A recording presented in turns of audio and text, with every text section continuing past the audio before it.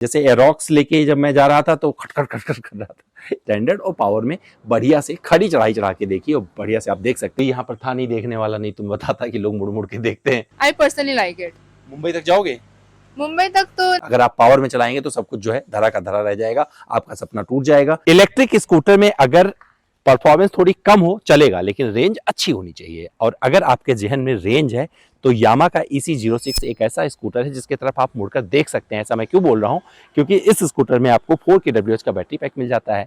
लगभग 80 किलोमीटर प्रति घंटे की रफ्तार भर सकती है और इस स्कूटर में बहुत सारा कंफर्ट नजर आ रहा है। लेकिन क्या प्रैक्टिकली आप जाएंगे इसके शोरूम पर तो ये स्कूटर सच में जितने भी ऑप्शन आपको बाजार में अवेलेबल मिलेंगे उनसे सब कुछ अलग इसमें नजर आएगा। क्या यामा की रिलायबिलिटी इस इलेक्ट्रिक स्कूटर में रची बसी है?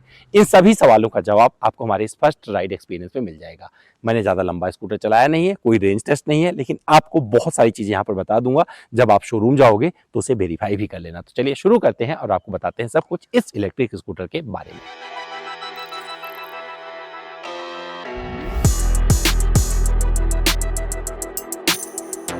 रोड प्रेजेंस कैसा है तो यहाँ पर बता सकता हूँ कि कोई यहाँ पर था नहीं देखने वाला, नहीं तुम बताता कि लोग मुड़ मुड़ के देखते हैं।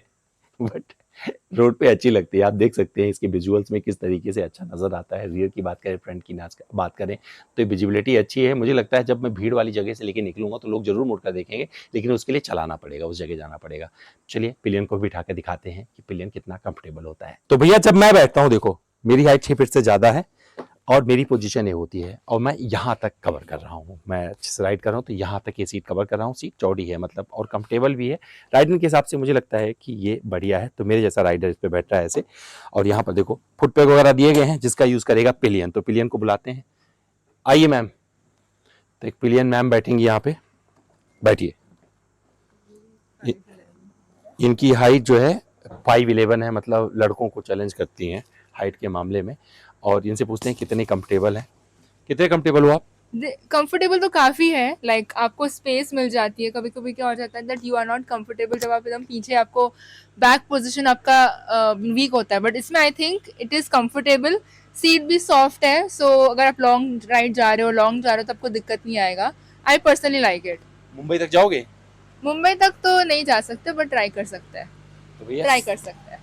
तो भैया सिटी के हिसाब से परफेक्ट होगा पिलियन। हाँ मतलब दो लंबे राइडर बैठे हैं तो आप अंदाजा लगा सकते हैं। तो अगर सस्पेंशन की बात करें तो ये वाला स्कूटर है। जैसे एरोक्स लेके जब मैं जा रहा था तो खटखट खटखट कर रहा था, ये बड़ी प्रिसाइजली निकल जाता है। अगर छोटे मोटे खराब रास्ते आ जाते हैं, गड्ढों का अच्छे से सामना करती है, सस्पेंशन सेटअप अच्छा है, मतलब आपके कमर तक दर्द नहीं आने देता है ये स्कूटर। तो मुझे लगता है कि खराब रास्तों के लिए परफेक्ट बना हुआ स्कूटर है। और साथ में जब आप हाईवे पर होंगे, अब हाईवे पर मैंने चलाया नहीं है, ऐसे खाली रास्ते पर लेके भाग रहा था इसको, तो सिटी वगैरह में कैसे परफॉर्मेंस होता है, क्या होता है, वो जब सिटी में चलाऊंगा तो उसका जिक्र किया जाएगा। यूटिलिटी वगैरह आपको अच्छा मिल जाता है। सामान वामान इसको खोल के रख लीजिएगा। और जितने भी इस सेगमेंट में स्कूटर हैं उसकी तुलना में अगर उठाकर देखेंगे बहुत सारी चीज़ें यूनिक नहीं मिलेगी, लेकिन फिर भी यामा है, लोगो देखिएगा दिल खुश हो जाएगा। बटन वगैरह दिए गए, कनेक्टेड फीचर्स मिल जाते हैं, सब कुछ आपको यहाँ पर पता चलता रहता है। और इसके जो साइड व्यू मिरर दिए गए हैं इसमें भी विजिबिलिटी पीछे से अच्छी आती रहती है। मेरे जैसे हाइट वाले राइडर के लिए भी ये कंफर्टेबल है। अब आप सोच सकते हैं आपके लिए कितना कंफर्टेबल हो सकता है, लेकिन जो जिसकी हाइट 5'2", 5'3" है वहां से ये स्कूटर शुरू हो सकता है। इसके ऊपर मेरे हाइट तक भी आ जाएगा तो कंफर्टेबल रहेगा। इलेक्ट्रिक स्कूटर्स में बहुत सारे आपको बाजार में ऑप्शन नजर आ जाएंगे, लेकिन EC06 इंडी रिवर अगर आपने देखा होगा तो मुझे लगता है कि ये हुबहू वैसे ही नज़र आता है। बहुत सारी चीज़ें इसमें आपको डिफरेंट नहीं मिलने वाली है, वैसे दिखेगी। यामा की बैजिंग मिल जाती है इस पर, तो देखेंगे तो लुक वाइज काफ़ी अच्छा है। EC06 आपको बैजिंग में कई जगह मिल जाएगा। इस रंग में काफ़ी अच्छा लग रहा है। फ्रंट में आपको डिस्क मिल जाता है और 14 इंच के अलॉय पैटर्न वाले व्हील मिल जाते हैं। बड़ा आपको यहाँ पर डिस्प्ले यूनिट मिल जाता है, TFT स्क्रीन उस पर नज़र आता रहता है, धूप के टाइम में भी दिख जाएगा।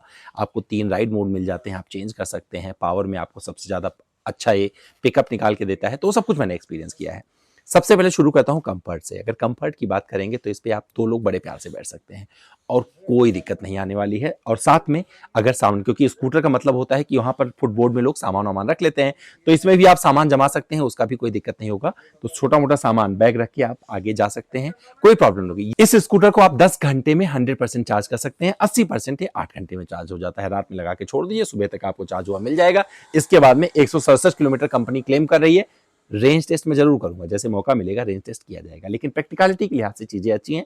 हेडलैम्प सेटअप अच्छा दिया गया है, पीछे से भी इसका डिजाइन अच्छा लगेगा। ओवरऑल एक लाइफ स्टाइल प्रोडक्ट के तौर पर ये आपको डिसअपॉइंट नहीं करेगा। टेलीस्कोपिक सस्पेंशन मिलते हैं, ट्विन शॉकर आपको पीछे मिल जाता है, और जिस तरीके का ओवरऑल डिजाइन है ये परफेक्टली मुझे लगता है इस सेगमेंट में थोड़ा सा यूनिक नहीं कहूंगा बट खराब भी नहीं कहूंगा, अच्छा लगेगा।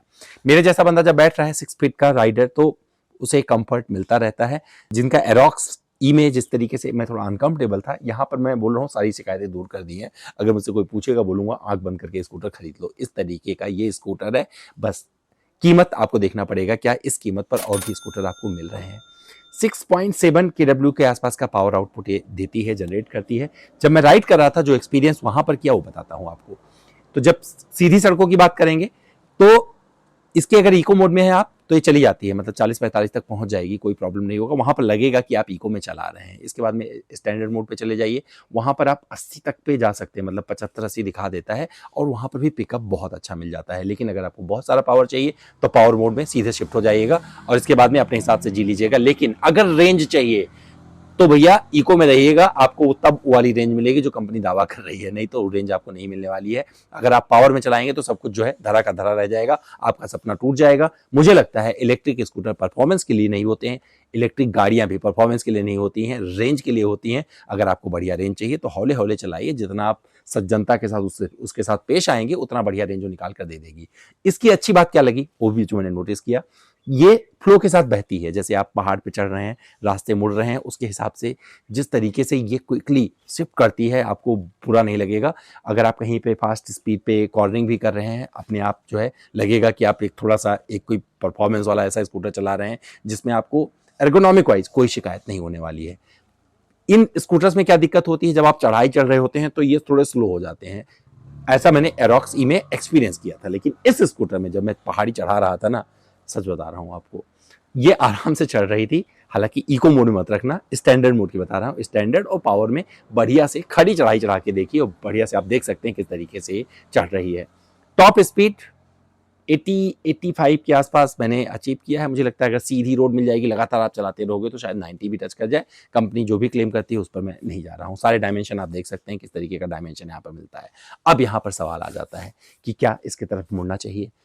यामा एक ऐसी कंपनी है जो अपने प्रोडक्ट्स पर बहुत फोकस करती है, अपने प्रमोशन पे बहुत फोकस नहीं करती है। मुझे लगता है अब बारी आ गई है वो भी बताएं दुनिया को कि उनके पास इतने अच्छे प्रोडक्ट हैं जो इलेक्ट्रिक में भी अच्छे हैं। अगर उन्होंने पेट्रोल हेड के साथ में लोगों के दिलों में जगह बनाई है तो ये भी एक ऐसा स्कूटर है जिसके सहारे लोगों में करंट पहुंच सकता है और बढ़िया रेंज लेके लोग इसको लेके कॉलेज जा सकते हैं।